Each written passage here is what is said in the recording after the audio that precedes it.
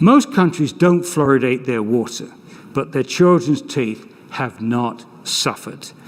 The vast majority of countries worldwide do not fluoridate their water, including 97% of Europe. Some of them fluoridate their salt, but not many. But their teeth are no worse than those that do. Here's statistics. These graphs here, again drawn up by Chris Neurath, were based upon data online from the World Health Organization. They represent tooth decay in 12-year-olds from the 1960s right the way through to the 2000s. And you can see that tooth decay is coming down in the, I think it's 14 countries which are non-fluoridated. As the fluoridated communities, there are 4 of those countries. There's practically no difference. If anything, the tooth decay rates are coming down faster in the non-fluoridated countries than the fluoridated ones.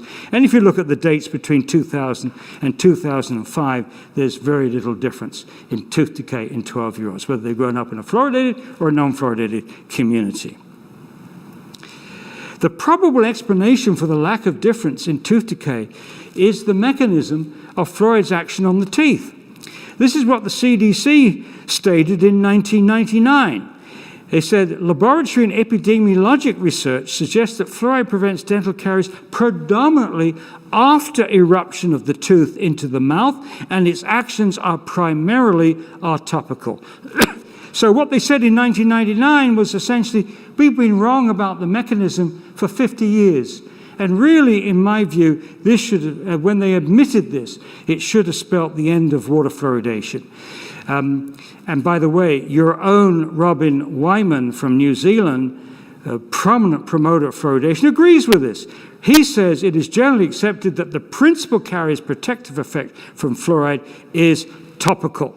As I say, he's highly influential in this debate on fluoridation in New Zealand, but he accepts this statement that fluoridation works mainly topically. Now, I ask you, this is common sense.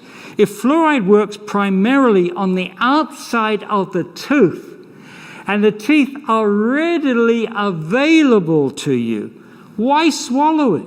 Why expose the whole body to this toxic substance when you can limit your exposure to the teeth and maybe a little that goes through the gums, but you can control it to a large extent? And why put it in the drinking water and force it on people who don't want it? So you can solve the scientific problems, the health issues, and you can solve the primary ethical problem of forcing it on people that don't want it just by changing the delivery system. Instead of putting fluoride in the water, find ways to encourage, particularly children from low-income families, to brush their teeth with fluoridated toothpaste. And why force this unpopular practice on the remaining unfluoridated communities in New Zealand, which is over half the communities right now in New Zealand don't want fluoridation, don't have fluoridation, and many of them have fought very hard over many years to keep it out. So this brings us to part 8.